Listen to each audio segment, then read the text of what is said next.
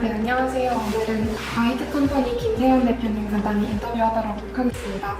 우선 바이트 컴퍼니에 대해서 좀 여쭙고 싶은데요. 네, 바이트 컴퍼니는 어떤 회사인가요, 대표님? 네, 저희 바이트 컴퍼니는 2030 세대를 위해서 그 경제 뉴스레터인 데일리 바이트를 만드는 이제 미디어 스타트업입니다. 그래서 뭐 데일리 바이트는 경제나 뭐 산업 전반의 뉴스들을 다루는 이제 뉴스레터 형태로 이제 좀 구독자분들의 이메일에 이제 콘텐츠들을 좀 보내주는 이제 그런 미디어고요.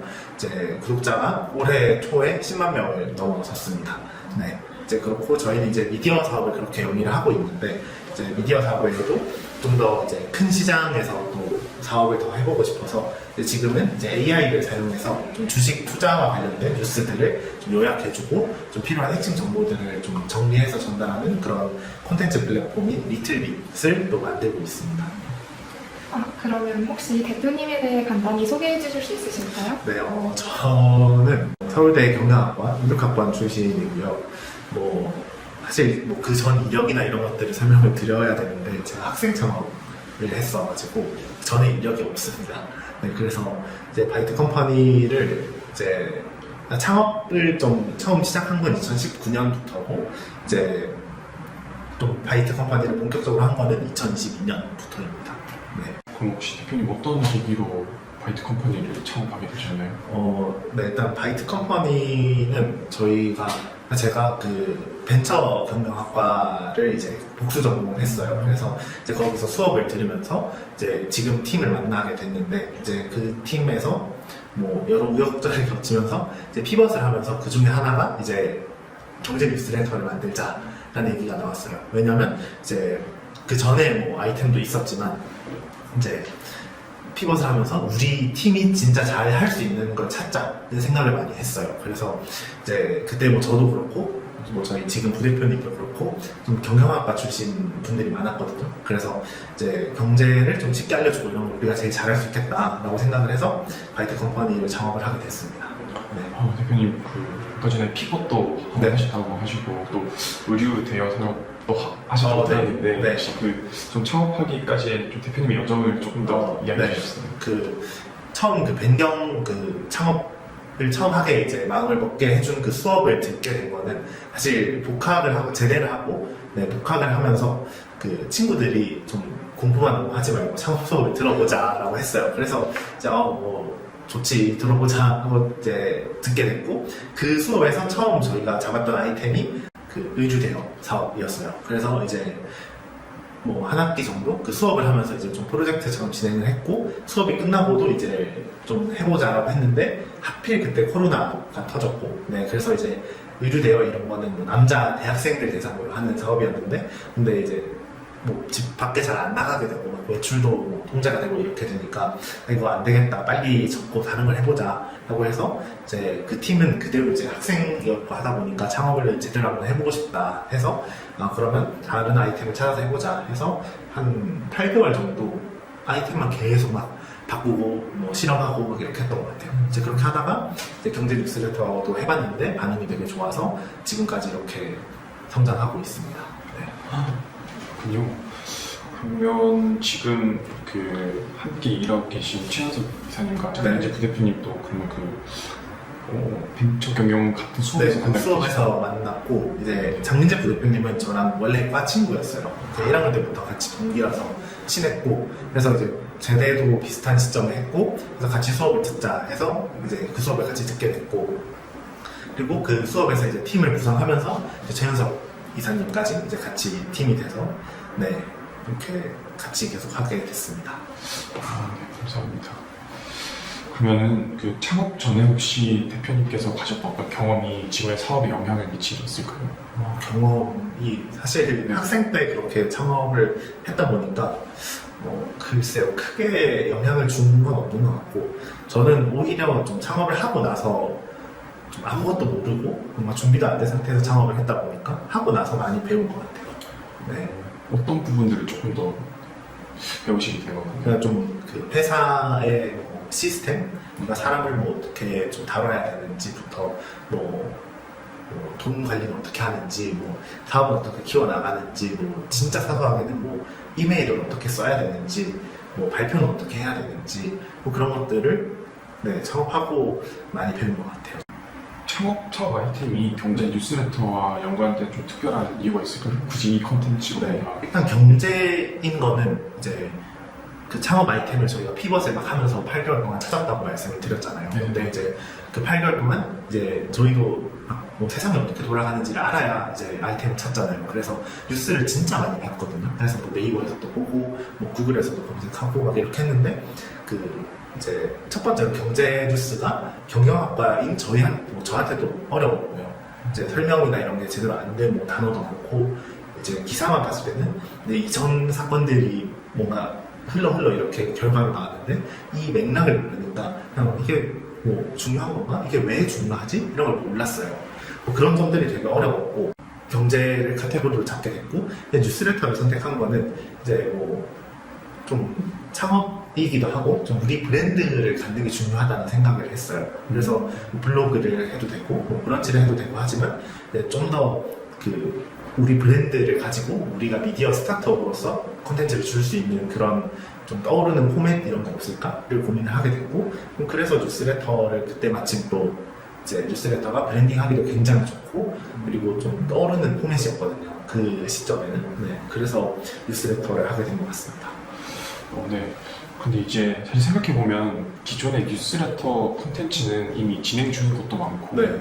뭔가 어떻게 보면 유력한 곳도 많았다고 생각이 드는데 근데 어떤 기존 저널리즘이나 시장에서 파악하신 좀 어떤 문제점이나 아니면 좀 진입할 수 있겠다라고 여기 포인트가 있을까요? 일단 기존 저널리즘이면 뭐 기존 언론사, 뭐 인터넷 신문사 등을 얘기를 할 수 있는데 이제 그런 곳들은 이제 너무 이제 비슷한 한 주제로 이제 비슷한 기사들을 너무 많이 찍어내요. 이제 그러고 뭔가 쉽게 설명하기보다는 이제 뭐 단신 위주로 그냥 팩트만 이렇게 쭉 나열해서 제공을 한다던가 좀 그런 식으로 하다 보니까 이게 사실 진짜 읽으라고 뭔가 쓴 기사가 아니라 좀 만들어야 돼서 만든 기사 같은 뭐 그런 것들이 좀 많았고요. 이제 그런 걸 좀 해결하고 싶었고 좀 친절하게 설명해주고 이런 미디어가 필요하다고 생각을 했고 그리고 뉴스레터 시장에서는 이제 그때도 뭐 유닉 같은 이제 좀 쟁쟁한 회사들이 있었는데 근데 경제를 뭔가 그렇게 막 좀 쉽게 그러면서도 좀 깊이 있게 잘 설명해주는 뉴스레터는 없었거든요. 그래서 이제 이거는 우리가 좀 잘할 수 있을 것 같다는 확신이 있었습니다. 신규 스타트업이나 다른 뭐 저널리즘에서 이런 관련된 콘텐츠로 이 시장에 다시 진입한다고 하면 바이트 컴퍼니만의 어떤 해자나 뭔가 차별화되는 점이 있을까요 혹시? 네, 일단 만약에 제가 다시 돌아간다면 이제 미디어를 할까 했을 때 저는 사실 잘 모르겠어요. 이제 왜냐면 이제 학생 창업자라서 좀 쉽게 할 수 있었던 것 같은데 이제 사실 어느 스타트업이나 딱 창업하고 나서는 좀 버티는 기간이 필요하거든요. 그 매출이 나고 그 성장 궤도를 만들기까지 그 갖춰야 될 것들이 되게 많은데 이제 그런 거를 이제 사실 돈이 안 벌리는 상황에서 버틸 수 있어야 결국 회사가 그 궤도에 이렇게 오르는데 근데 이제 저는 학생 창업이었다 보니까 뭐 이제 다 같이 좀뭐 급여가 뭐 이렇게 하더라도 좀 버티면서 이제 구독자 증가 이 흐름이 만들어지기까지 좀 버틸 수 있었고 그리고 이제 사실 뉴스레터도 이게 구독자가 모여야 뭐 그걸 기반으로 뭐 광고 매출이 나고 뭐 어딘가 알려져서 뭐 제휴를 맺기도 하고 뭐 이렇게 되는데 그 시간을 과연 버틸 수 있을까? 다른 누군가 창업을 했을 때 저는 거기서 이제 어쨌든 저희는 그 기간을 버텨냈었으니까 이제 그 버텼다는 그 사실 하나가 좀 굉장히 큰 해자인 것 같기도 하고요. 네, 그리고 또 하나는 또 저희 초창기에 그 최은석 이사님이 마케팅에 관심이 있어서 또 콘텐츠 만드는 뭐 미디어 스타트업이면 우리가 뭐 글만 잘 쓰면 콘텐츠만 잘 만들면 뭐 좀 성장할 수 있지라고 생각을 하는데 저희는 처음부터 글 잘 쓰는 건 당연히 잘 써야 되고 이게 좋다고 해서 우리를 모르는 사람들이 잘 쓴 글을 보고 들어오진 않잖아요. 이게 존재한다는 걸 알아야 이제 이 글을 보게 되고 괜찮네 하면서 충성 고객이 되는 거니까 그래서 저희는 처음부터 마케팅을 굉장히 열심히 했어요. 네, 그 점이 좀 차별화된 포인트였던 것 같습니다. 그러면은 그 회사에서 제작하시던 뉴스레터에도 여러 종류가 있는 걸로 알고 있는데 네. 뭐 데일리 바이트, 바이트 네. 플러스 그리고 아까 말씀해주신 리틀 네. 리틀비표 있고 그리고 전에는 한입 경제 상식 사전이라는 것도 네. 출시하셨던데 네. 혹시 이런 것들 간단하게 소개해 주실 네. 수 있을까요? 그 데일리 바이트는 이제 저희 가장 큰 매체고 이제 무료 뉴스레터입니다. 그래서 월요일에서 금요일마다 이제 매일 아침 오전 5시에 발행이 되고요. 그래서 이제 좀 그 전날 있었던 좀 중요한 경제나 뭐 산업, 금융 이런 이슈들을 2개 골라서 좀 자세하게 설명을 해주는 이제 그런 뉴스레터고, 바이트 플러스는 유료입니다. 그래서 월 9,900원에 구독을 하실 수가 있고요. 이제 구독을 하시게 되면 월요일부터 토요일까지 매주 6개, 하루에 하나씩 칼럼이 나가게 됩니다. 그래서 그 칼럼은 경제, 뭐 테크, 기업, 산업, 부동산, 재테크 이렇게 6개가 이제 하루에 하나씩 나가게 돼서 이제 일주일마다 그런 커리큘럼이 있다고 보시면 돼요. 그래서 보면은 경제 전반에 대해서 좀 요새 뭐 어떤 게 이슈가 되고 뭐 어떤 걸 좀 알아야 되는지 이런 것들을 좀 파악하실 수 있는 그런 유료 구독 미디어가 바이트 플러스고요. 리틀빗은 이제 AI가 좀 시중에 나오는 여러 뉴스들이 또 보면 내용이 비슷한 것도 너무 많고, 그 다음에 이게 이제 실제로 주식 투자에 그래서 어떻게 영향을 미치는지 이런 게 해석이 안 돼 있거든요. 그래서 그런 거는 AI가 좀 해석을 해줘서 이제 뭐 이런 뉴스가 뭐 주가에 어떻게 영향을 미치는지, 뭐 이 종목에는 뭐 이런 뉴스들이 뭐 호재로 뭐 이렇게 존재하고 악재는 어떤 뉴스들이 있고 이런 것들을 좀 정리해주는 그런 콘텐츠 플랫폼입니다. 그리고 한입경제상식사전은 저희가 뭐 데일리바이트나 바이트 플러스에 썼던 좀 여러 콘텐츠들이 좀 되게 그냥 뉴스레터로 보내는데 그치면 좀 아쉬운 것들이 많았어요. 그래서 이제 출판사에서 연락을 해서 이런 콘텐츠들을 좀 모아서 책으로 한번 출시를 해보자 해서 이제 출시를 했고, 한 1, 2년은 최소한 된 책인데, 근데 이제 지금까지도 여러 기업들에서 좀 신입사원 뭐 교육이나 이런 데 되게 많이 쓰이고 있다고 하더라고요. 네. 그러면은 이렇게 대중들에게 알려진 B2C 서비스뿐만 아니라 B2B 서비스, 바이트 엔터프라이즈도 운영을 하시고 계시다고 들었는데, 이런 B2B 서비스는 어떤 형태로 운영되는지 한 번만 소개해 주실 수 있을까요? 네, B2B 서비스는 크게 2가지로 운영이 되고, 첫 번째가 그 증권사나 금융사들하고 콘텐츠 제휴를 많이 해요. 그래서 데일리바이트에 나가는 콘텐츠, 바이트 플러스에 나가는 콘텐츠, 뭐 아니면 저희가 금융사에 자체적으로 콘텐츠를 좀 독점으로 써드리기도 하고, 뭐 이런 콘텐츠들을 많이 이제 제공을 해드리고, 네, 그렇게 해서 뭐 지금은 한 15개 정도 금융사랑 같이 이제 일을 하고 있고요. 또 하나는 광고가 있습니다. 그래서 저희 데일리바이트 뉴스레터에 광고를 하고 싶은 뭐 여러 기업들이나 뭐 기관들이 이제 광고를 좀 게재할 수 있게 이렇게 뭐 광고 콘텐츠도 저희가 만들어 드리는 뭐 그런 서비스를 제공하고 있습니다. 그러면은 그 뉴스레터는 매일 어떠한 과정으로 작성되고 유통이 되는지 한 번만 설명해 주실 수 있을까요? 이게 이제 매주 월요일에서 금요일까지 이제 매일 나가다 보니까 저는 뭐 예를 들어서 뭐 오늘이 수요일이니까 뭐 오늘 아침에 나간 뉴스레터는 그 전날 다 작업을 해요.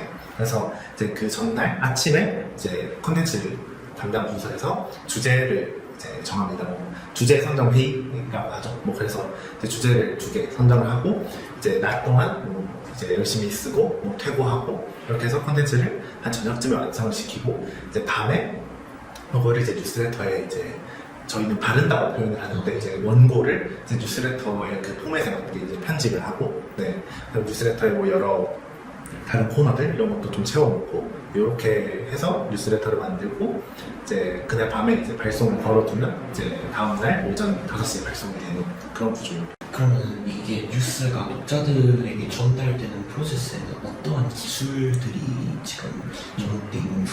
사실 이제 뉴스레터에는 특별한 기술은 없어요. 없는데 이제 지나고 나서 저희가 좀 노하우나 이런 것들이 쌓이게 되고, 근데 주제 관련해서는 이제 저희가 완전 초창기 이제 뭐 여러 투자사들한테 이제 시드 투자를 받으러 다니면서 들었던 얘기인데, 이제 뭐 주제는 어떻게 선정하냐고 물어보시더라고요. 그래서 뭐 저희 뭐 아침마다 이렇게 회의를 해서 정한다 그렇게 하니까, 그러면 뭐가 중요하고 뭐가 그 좀 사람들 사이에서 뭐 조회수가 터질지 어떻게 아세요?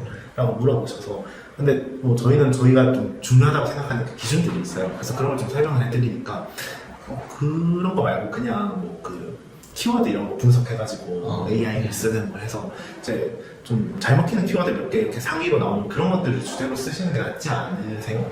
라고 얘기를 하시던데, 그래서 저희도 한 일주일 정도 그런 방법으로 키워드를 잡고 좀 잘 나가는 키워드를 주제로 잡아봤거든요.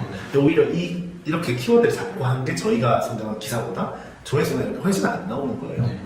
그래서 이거는 이제 뭐 특별한 이런 기술 이런 것보다는 이 콘텐츠의 영역은 결국 사람이 해야 되는 것 같다. 그리고 요새 뭐 챗GPT 이런 것도 많이 나오니까 뭐 글 쓸 때 활용은 저희도 뭐 자료 찾고 이렇게 많이 하거든요. 근데 이제 글을 쓰는 거는 결국 사람이 써야 되는 거라고 생각을 하는 게 그 챗GPT가 쓰면 그 느낌이 있어요. 네. 근데 사람이 쓰면 그 스토리라인이나 이런 것들을 이렇게 쓰는 게 더 쉽겠다 하고 더 훨씬 이 글이 좀 유려하게 이렇게 쓰이거든요. 좀 그런 것들이 이제 기술이 대체하지 못하는 좀 미디어나 콘텐츠 분야의 그 노하우가 저희는 있는 것 같아요. 그럼 그 콘텐츠 제작 부서에는 지금 몇 분 정도 지금 5명 정도 같이 하고 있습니다. 창업 초기에 이렇게 뭐 웹사이트를 세팅하거나 그런 과정에서 가장 어려웠던 부분이 무엇이 있을까요? 이제 초기에 저희는 그 웹사이트 만들 때는 뭐 저도 그렇고 뭐 어쨌든 회사의 이제 임원들은 이제 개발자 출신 이런 분들이 아니었기 때문에 그런 걸 잘 몰랐으니 이제 모르니까 이제 뭐 디자인을 어떻게 해야 되고 기획을 어떻게 해야 되고 이런 거를 좀 하나하나 같이 좀 실무자분들하고 좀 배워가고 맞춰가고 좀 이런 과정들이 좀 안 해봤던 거였는데 뭐 사실 개인적으로는 크게 뭐 어려운 점은 없었던 것 같고 뭐 일단 초기에는 그렇습니다. 그러면 이게 어떻게 보면은 이 사업은 뭐 기술, 뭐 리틀빗도 있긴 하지만 아직까지는 기술보다는 사람이 중요한 네. 사업으로 이해가 될 거예요. 앞으로도 그럴 것 같습니다. 아. 네. 네, 감사합니다. 네, 이제 사업화 과정에 대해서 간단히 여쭙고 싶은데요. 첫 제품을 시장에 선보이실 때 어떤 마케팅 전략을 사용하셨는지 여쭙고 싶습니다. 저희가 데일리바이트를 출시를 하고 한 3개월 만에 구독자 10,000명을 모았는데 이제 그때 저희 그 최은석 이사님을 필두로 마케팅을 굉장히 열심히 했다고 말씀을 드렸잖아요. 근데 이제 사실 돈이 없으니까 그 돈을 쓰는 마케팅을 할 수가 없었어요. 그래서 뭐 저희는 블로그 같은 데도 저희가 최대한 뭐 댓글이나 이런 걸로 뭐 이런 뉴스레터가 있다 이렇게 알리기도 하고 또 여러 커뮤니티들도 많이 공략을 했는데 이제 뭐 저나 뭐 공동 창업자들도 다 대학생이었으니까 대학생 커뮤니티에 좀 저희 뉴스레터 이렇게 알리고 했던 것들이 굉장히 잘 먹히더라고요. 네, 그래서 좀 좋은 타겟을 잘 찾았고 그 타겟들한테 가장 좀 직접적으로 닿을 수 있는 채널을 찾아서 좀 뭐 저희 서비스를 알렸던 게 좀 효과가 굉장히 컸던 것 같습니다. 그러면 타깃한 고객층은 이제 대학생 커뮤니티라고 하셨는데 혹시 대학생 커뮤니티를 채택하신 그런 특별한 이유 같은 게 존재하실까요? 그 당시에는 이제 어쨌든 저희가 뉴스들을 보면서 이제 어려워서 이거 좀 쉽게 풀어주면 좋아하겠다라는 이제 문제의식에서 시작을 했고 그리고 나서 이제 MVP를 테스트를 할 때도 이제 같은 과 학생들 대상으로 그 MVP를 했는데 반응이 되게 좋았거든요. 그래서 그러다 보니까 그러면 우리 이제 저희도 대학생이었으니까 대학생들이 느낀 문제점이고 실제로 MVP를 했더니 대학생들 반응이 되게 좋았어요. 그러니까 당연히 우리 첫 타겟은 대학생이어야 한다. 라고 자연스럽게 그렇게 흘러갔던 것 같아요. 네, 그러면은 현재 B2C랑 B2B 비즈니스의 고객이 얼마나 될까요? 네. 저희 데일리바이트를 구독하고 있는 구독자분들은 10만 명 정도고요. 이제 뭐 B2B는 이제 콘텐츠 제휴를 하고 있는 금융사는 이제 15개가 조금 넘고 지금도 뭐 한 두세 군데 계속 이제 더 추가로 제휴를 하려고 논의를 하고 있고요. 그리고 광고를 진행했던 기업이나 기관들은 굉장히 많아서 세보진 않았습니다. 네. 네, 그러면은 데일리바이트가 10만 구독자를 확보하기까지 아까 되게 초기에 다양한 마케팅 전략을 사용했다고 말씀해 주셨는데 뭐 블로그나 뭐 대학생 커뮤니티 이외에도 어떤 마케팅 전략을 사용하셨고 그리고 왜 그런 마케팅 전략을 채택하셨는지 좀 여쭙고 싶습니다. 저희 마케팅을 되게 많이 해봤는데 그 SNS나 이런 데 올라가는 퍼포먼스 마케팅도 많이 해봤고 뭐 버스 5개 광고도 해봤고 뭐 이것저것 다 해봤는데 그냥 하면서 이제 저희는 뭐 어떤 전략을 가지고 해야겠다가 아니라 다 해보고 제일 잘 되는 거 하나를 찾자를 했고 이제 제일 잘 먹히는 게 저희 뉴스레터 안에서 좀 친구 추천 이제 친구 데려오면 뭐 이벤트로 혜택을 주겠다 뭐 그런 것들이 잘 먹혀서 그런 걸 뭐 지금까지도 계속 사용을 하고 있고 그리고 뭐 다른 걸로는 콘텐츠 마케팅이 또 잘 됐던 것 같아요. 그래서 뭐 심리 테스트 이런 걸 만들어가지고 이제 경제 모의고사 이렇게 해서 이제 주요 이슈들 이렇게 막 해서 퀴즈를 만들어서 다 풀면 나는 2등급, 나는 4등급 이렇게 해서 경제 공부하려면 데일리바이트 구독하세요. 이렇게 하면서 좀 바이럴도 되고 또 그런 여러 가지들이 있었고, 그래서 저희는 지금까지도 그런 친구 추천, 이런 리퍼럴 마케팅이나 그다음에 심리 테스트, 이런 콘텐츠 마케팅, 그렇게 두 개를 좀 계속 전략으로 가져가고 있습니다. 아, 네. 그러면은 이제 그런 마케팅 전략을 사용해서 이제 많은 구독자를 유치하시고 이제 다른 B2B 비즈니스도 이제 진행하시고 계신데, 그러면 비즈니스 모델을 어떻게 수익화하셨는지에 대해서 좀 여쭙고 싶습니다. 네, 이게 뉴스레터를 하면서 좀 생긴 그 미디어 스타트업들의 가장 큰 고민이 사실 이 비즈니스 모델이거든요. 근데 이제 저희는 뭐 운이 좋게도 구독자가 계속 성장을 하고 있어서 뭐 광고나 이런 건 좀 자연스럽게 붙게 됐던 것 같고, 그래서 저희는 사실 그래서 처음에는 빨리 구독자를 모아서 이제 광고를 붙여서 수익을 내자라는 생각밖에 없었는데, 이제 우연한 기회로 저희 좀 선배 뉴스레터인 이제 뭐 제 그 뉴스레터의 대표님께서 이제 그런 금융사랑 이제 콘텐츠 제휴를 하는데, 이제 저희를 좀 소개를 해주셔서 같이 이제 제휴를 하게 됐어요. 그래서 이제 그렇게 금융사 한 군데 콘텐츠를 제공하다 보니 이게 레퍼런스가 돼서 다른 곳에서도 여기 보고 왔는데 콘텐츠 되게 괜찮은 것 같더라, 좀 이렇게 같이 제휴하자, 뭐 이렇게 해서 하나둘씩 늘어가더니 뭐 지금처럼 이렇게 늘어나게 됐던 것 같아요. 네. 아, 네, 답변 감사드립니다. 그러면 이제 저널리즘 마켓이나 특히 경제 뉴스 마켓은 경쟁이 치열하잖아요. 그런데 이 시장에서 고객을 끌어들이고 시장 점유율을 확보하는데 가장 중요한 요소는 무엇이라고 생각하시는지 여쭙고 싶습니다. 사실 같이 좀 진부한 답변인데 결국은 콘텐츠가 중요하다고 생각을 해요.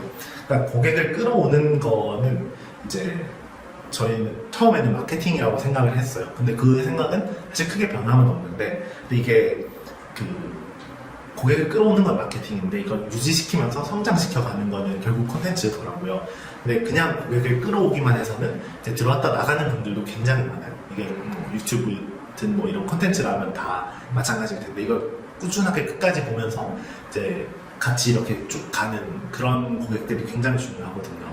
근데 이제 그래서 결국은 저는 콘텐츠의 퀄리티, 그래서 구독자분들이 우리 콘텐츠를 어떻게 느끼는지가 제일 중요하다고 생각을 하고, 이제 아직까지도 이제 가장 좀 경제 분야에서는 깊이 있으면서도 좀 쉽게 콘텐츠를 잘 주는 것 같다고 평가를 많이 해주셔서 좀 그런 양식의 콘텐츠가 저희 비결이 아닐까라고 생각합니다.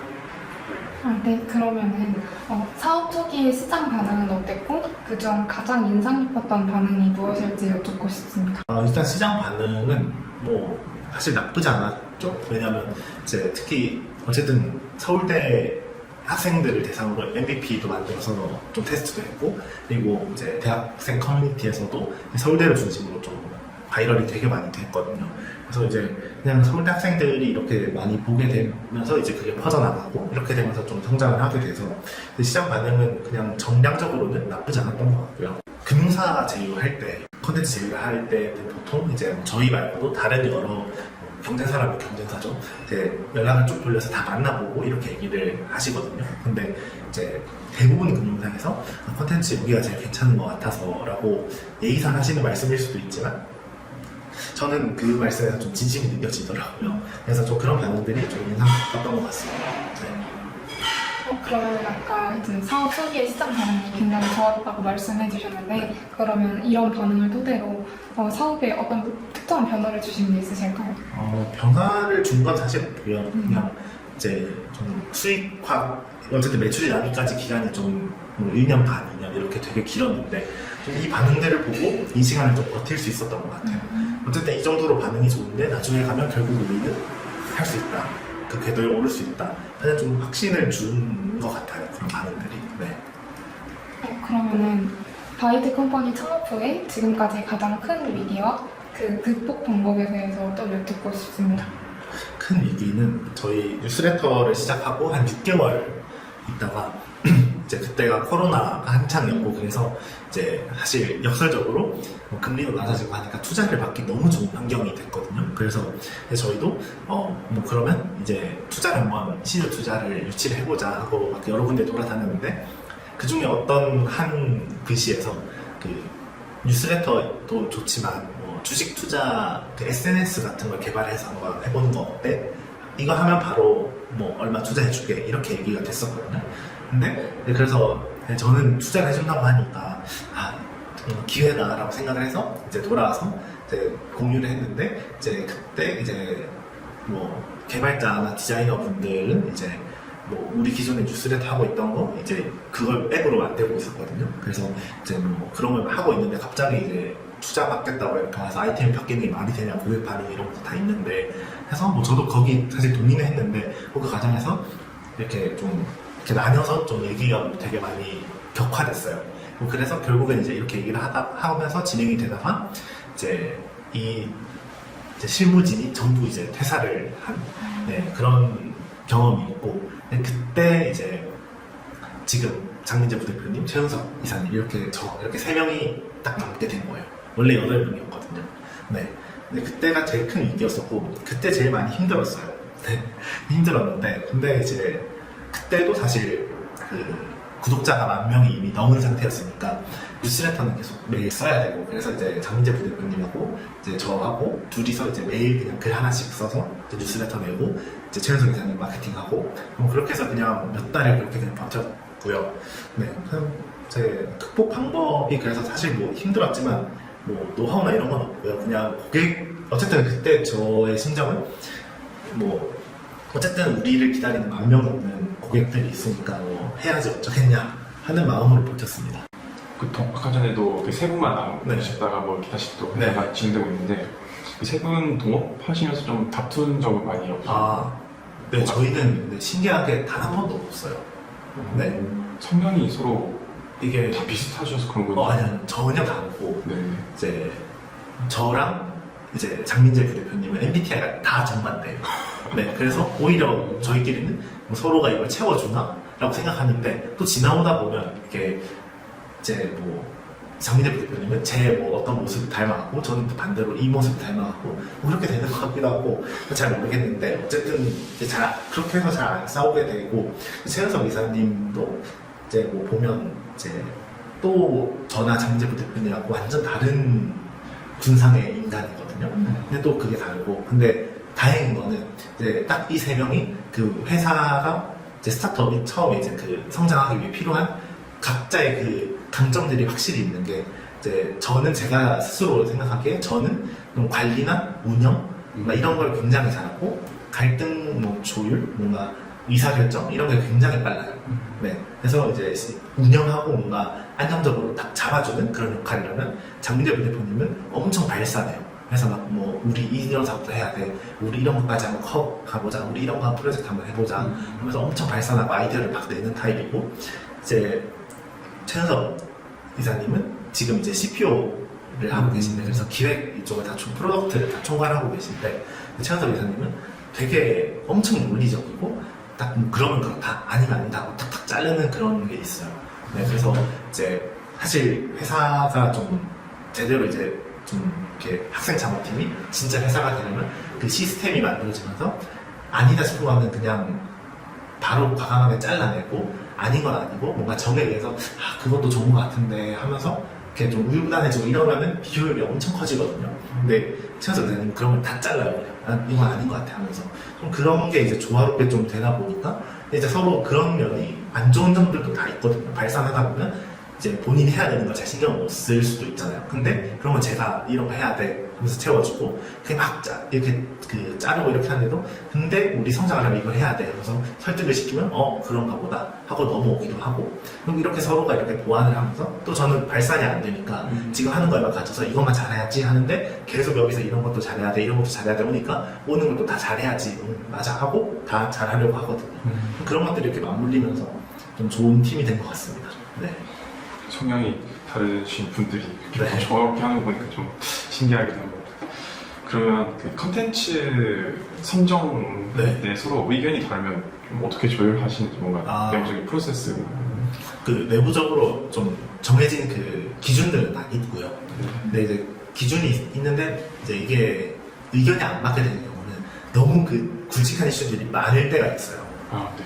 뭐 예를 들어 저희는 이제 하루 2개만 기사를 내는데 뭐 진짜 달아야 될 것 같아 하는 게 3개인 경우 뭘 뺄 거냐가 있는데 이제 그걸 가지고도 사실 좀 의견이 안 맞아서 얘기가 길어지는 경우도 있었는데 과거에는 근데 이제 지금은 어떻게 하냐면 내일 다뤄도 괜찮은 이슈를 골라요. 근데 그러면 보통 하나가 걸러지거든요.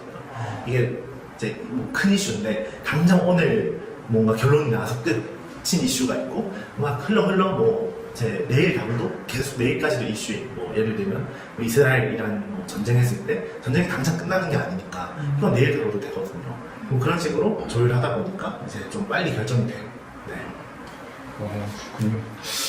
그 컨텐츠를 제가 이제 만들고 글을 작성한다고 생각해보면은 이게 그 뭔가 창작을 해내는 일이 사실은 쉬운 일이 아닌데 혹시 이게 컨텐츠를 계속 꾸준하게 운영해 오시다가 뭔가 마감 시간이라고 해야 될까? 데드라인까지 뭔가 못한 적이 있으시거나 아니면 뭔가 촉박하게 된 그런 일은 잘 없나요? 촉박하게 되는 경우도 있긴 하죠. 근데 뭐 그러면 사실 뭐 밤이나 새벽에 작업을 하면 되는 문제라서 뭐 크게 그게 문제됐던 적은 없습니다. 네. 그러면 보통은 몇 시까지 딱 완료를 하시는 게 이제 원고는 뭐 8시까지 무조건 써야 되고 근데 사실 6시 전에 다 쓰세요.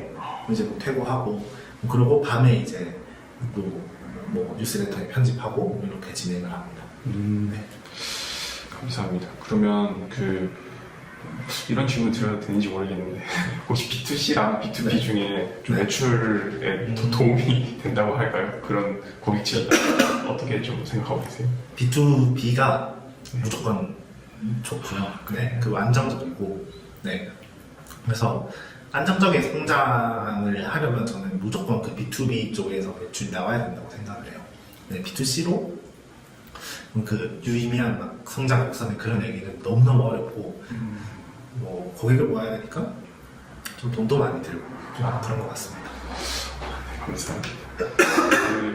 그 대화를 하면서 계속 뭔가 바이트 컴퍼니만의 강점이 무엇일까 이런 질문을 계속 던지고 있었는데 그냥 조금 더 느껴지는 거는 아무래도 그 어떤 MZ 세대들에 맞게 또 뭔가 제일 처음 시작할 때 또 대학생 커뮤니티를 위주로 이렇게 퍼져나가고 그런 것들이 있는 것 같은데 그래서 혹시 구독자 연령층도 조금 궁금하기도 하고 혹시 이 연령층을 확대해 나간다고 혹시 생각하면 어떤 전략이 혹시 있으신지 좀 궁금합니다.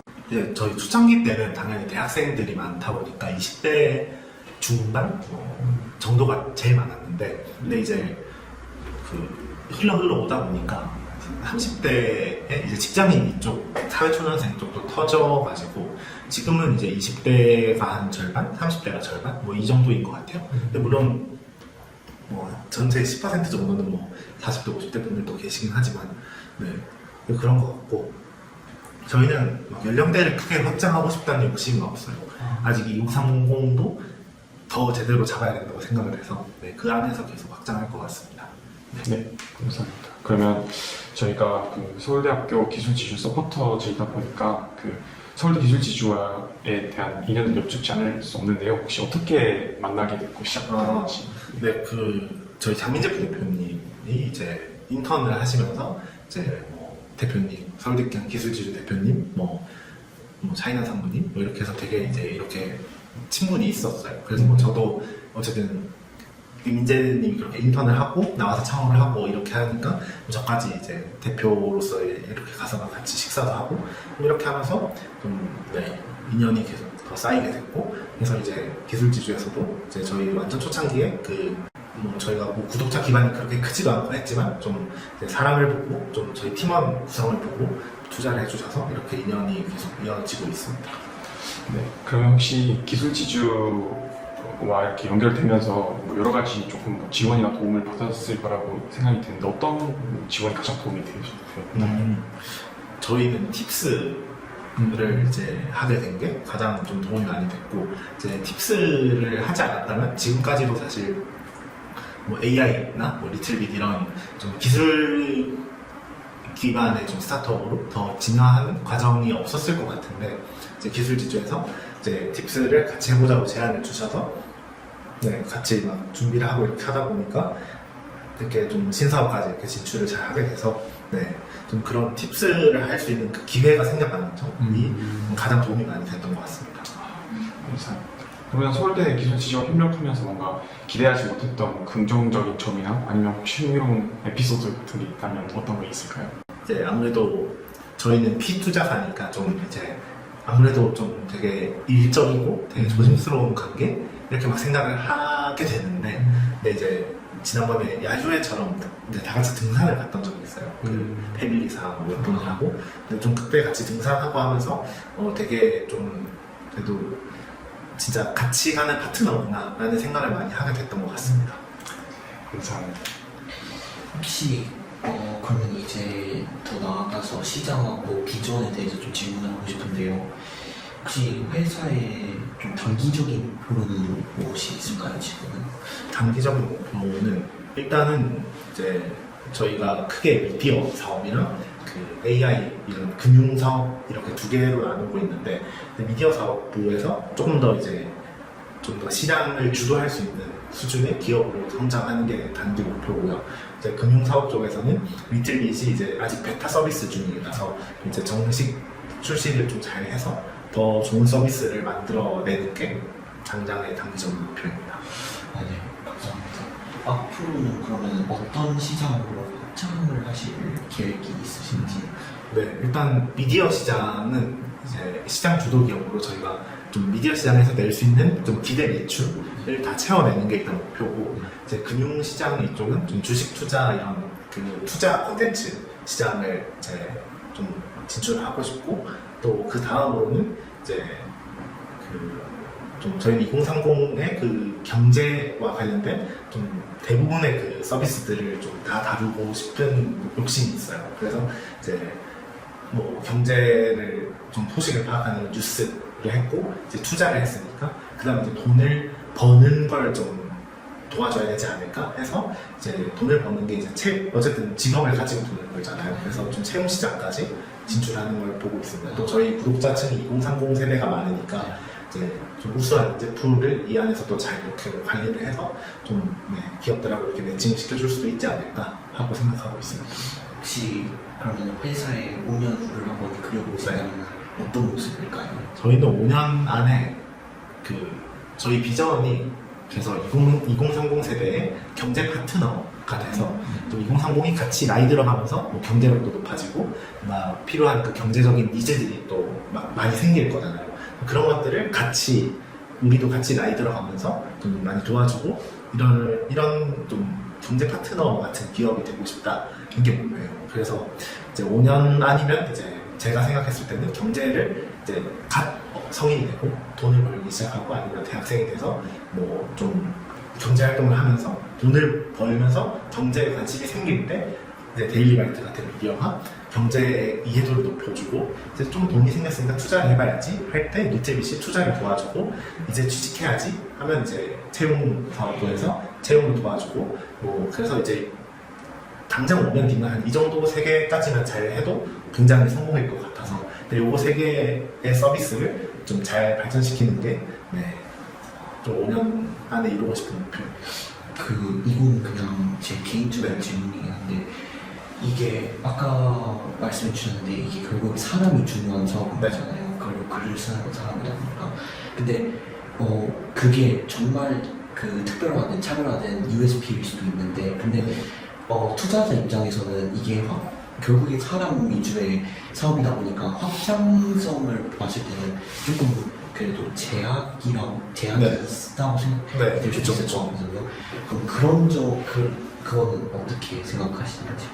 저희가 시드 투자를 처음 받으려고 할 때 그런 질문을 되게 많이 받긴 했어요. 그때는 뭐 사람이라서 그런 것도 있고, 근데 이제 그 사람도 심지어 학생들이고 기자 출신도 아닌데 너네가 경제를 어떻게 알고, 너네가 쓴 게 전문성이 있어? 라고 질문도 많이 받았는데, 사실 그런 이제 왜 이 사람들이어야 되는지에 대한 거는 지금까지 성과로 이제 다 설명을 할 수 있게 됐고,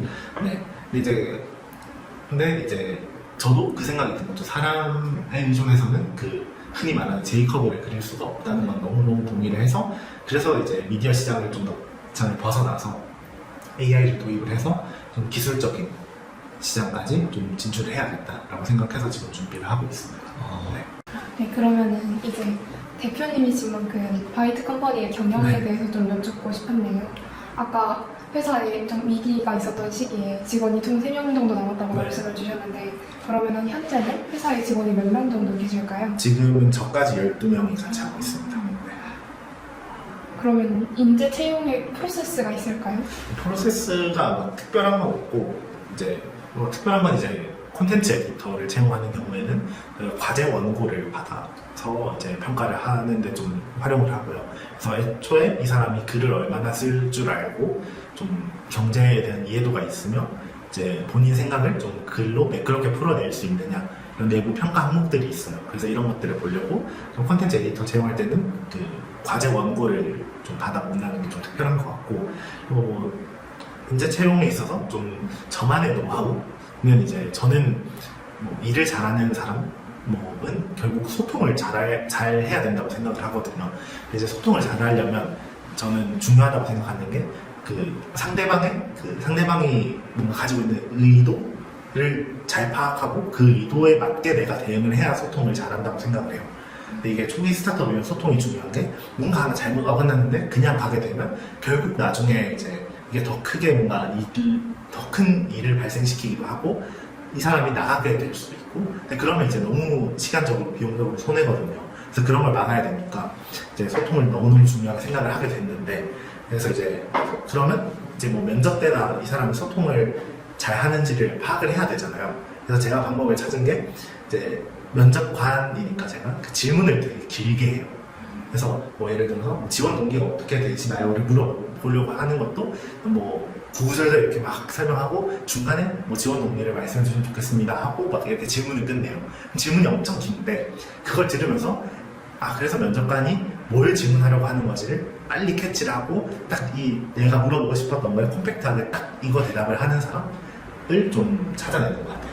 그런 사람이 소통을 잘하는 사람이라고 저는 생각을 해서 그런 좀 저만의 노하우가 있습니다. 네.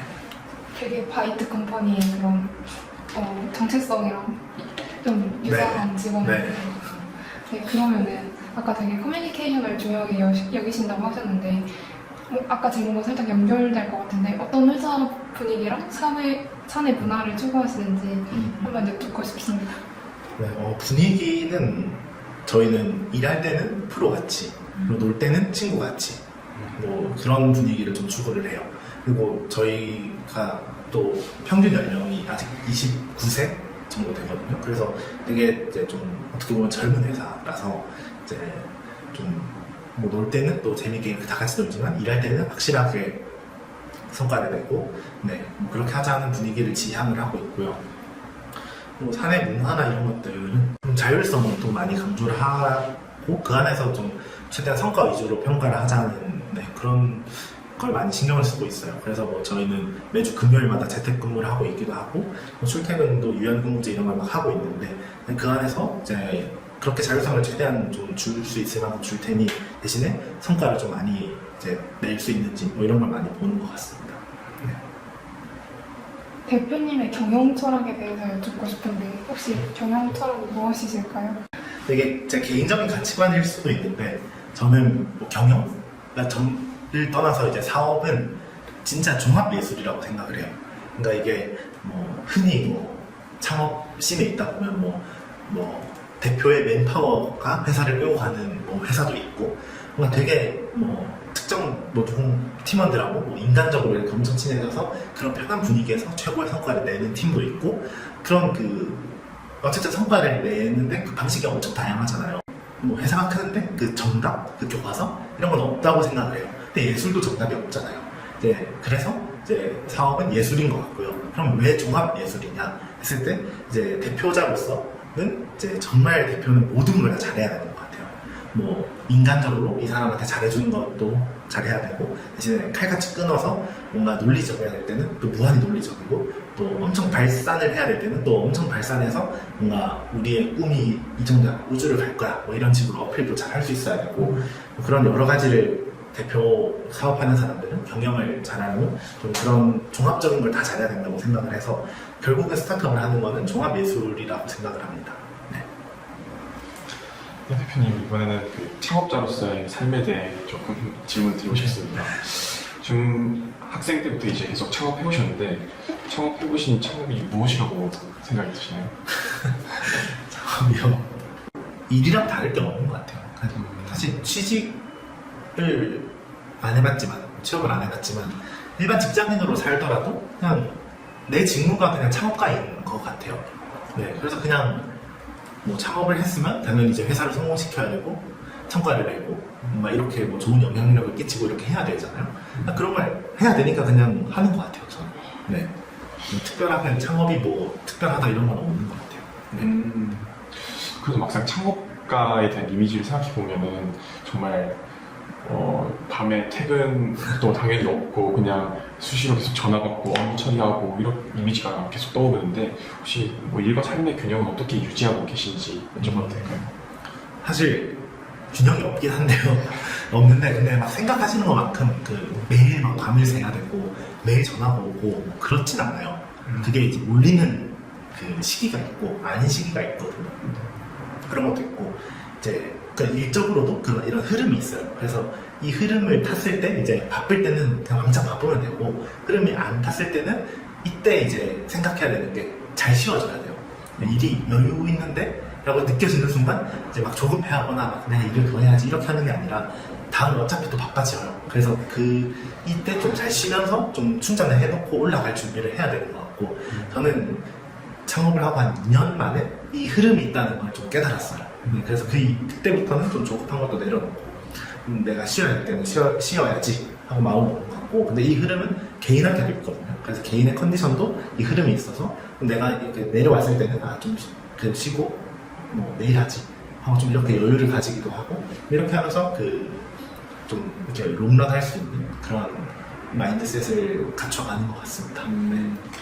감사합니다. 그러면 어떤 창업자로서의 책임감과 또 스트레스가 정말 많으실 것 같은데 그런 스트레스 해소법이 따로 있나요? 대표님만의? 제가 만들어 보려고 했는데 해소법은 없는데 저는 그냥 사람 자체가 스트레스 원인이 없어지면 그 원인으로 인한 스트레스도 다 없어져요. 막 예를 들어서 이 직원이 엄청 말을 안 들어. 그래서 막 짜증나 죽겠고 막 스트레스를 엄청 받는데 이 사람이 나가게 되고 그 순간 바로 스트레스가 다 없어져요. 그동안 힘들었던 거 이런 것도 없어지고 그래서 좀 타고난 그런 게 다행인 것 같다 싶기도 한데 네. 일단 뭐 그런 성향이라서 뭔가 해소법을 찾을 수가 없는 것 같아요. 네. 그러면 일의 흐름이 네. 있다고 하셨는데 조금 여유로운 시간을 어떤 걸 하면서 보내시나요? 근데 그때도 사실 시즌에도 일은 그대로 하는데 좀 여유 있게 일을 하는 편이고 예를 들면 이제 진짜 바쁠 때는 재택근무를 하고 이렇게 해도 저는 막 사무실 출근해서 일을 하고 하는데 좀 여유가 있다 싶으면 바람 쐬러 카페에 가서 일을 해본다거나 그런 식으로 좀 리프레시를 하는 것 같아요. 감사합니다. 혹시 대표님 창업을 안 하셨다면 어떤 삶을 살고 있으실지 한번 상상해 보실 수 있어요? 그러니까 아무래도 경영학과니까 이제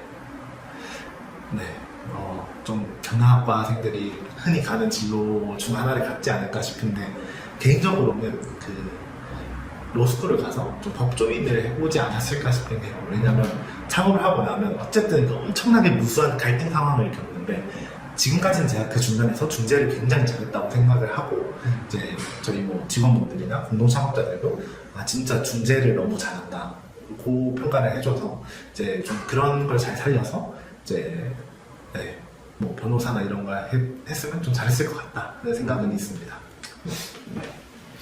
그러면 이제 마무리하고 싶은데 혹시 대학생 독자들에게 전하고 싶은 한마디가 있다면 무엇일까요? 대학생이면 좀 진로 고민이나 이런 거 많이 할 거잖아요. 근데 이제 본인의 진로가 확실하다면 그러면 그 분야에서 내가 실력을 갖추기 위해서 이것저것 진짜 많은 경험을 하면 되지만 이제 좀 진로가 아직 확실하지 않은 분들이 있다면 그러면 저는 최대한 그 선택지를 넓히는 데 집중하라고 하고 싶어요. 네. 그러니까 예를 들어서 내가 마케터를 하고 싶은지 기획자를 하고 싶은지 개발자를 하고 싶은지 이런 거 모르겠다 하면 이것저것 조금씩 다 해보던지 좀 그렇게 하면서 조금씩이라도 경험을 해보면서 내가 어떤 건 맞고 어떤 건 안 맞고 이렇게 좀 걸러낼 수 있으면 걸러내도 되고 그렇게 하는 것도 좋고 아니면 그렇게 하다가 결국은 내가 로스쿨이나 시험을 볼 수도 있고 그런 거잖아요. 그런 걸 했을 때는 이제 그럴 수도 있으니 이제 뭐 학점 관리도 또 너무 소홀히 하지 말고 그냥 진짜 뭘 하게 될지 모르니까 그 선택지를 본인이 가로막지 않게 좀 이것저것 다 골고루 잘 하면 좋겠다 하는 네, 생각은 있습니다. 그럼 혹시 창업을 해보신 경험을 바탕으로 그 예비 창업가 분들에게 해주실 수 있는 조언이 있을까요?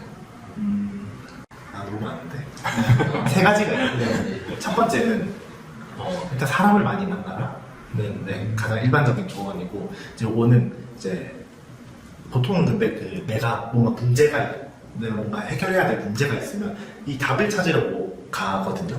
근데 답을 찾으러 사람을 만나는 것도 좋은데 뭐 예를 들어서 내가 지금 문제가 없더라도 좀 더 발전하기 위한 발전하려면 내가 풀어야 될 앞으로 닥쳐올 문제들이 내 눈에 안 보일 수가 있거든요. 근데 그런 걸 짚어주는 사람들도 너무 많아요. 투자자들도 그렇고 뭐 예를 들어 IR을 가면 뭐 이런 거는 어떻게 생각하세요? 뭐, 생각도 못한 질문인데 하면서 이게 문제였구나 이렇게 하는 경우가 있어요. 그래서 뭐 그런 나에게 문제를 던져주는 사람들도 만나는 것도 좋고 네, 아니면 사람을 만나서 뭔가 뭐 내가 좀 잘하고 있다면 내가 잘하는 거 이런 걸 얘기를 해주고 공유를 하면서 같이 배우고 좀 자존감도 채우고 뭐 이런 것도 좋으니 어찌됐든 사람을 많이 만나라. 그러니까 첫 번째고 두 번째는 버티는 시간은 무조건 필요하다. 바로 시작하자마자 성공할 수는 없어요. 그래서 이제 좀 버틸 각오를 잘 하고 네, 그래서 뭐 최소 내가 2, 3년까지는 창업을 해보겠다. 창업신에 계속 있겠다. 뭐 30살까지는 창업에 도전하겠다. 뭐 그런 마음을 먹는 경우 좀 찐득하게 오래 잘하는 경우를 봤어요.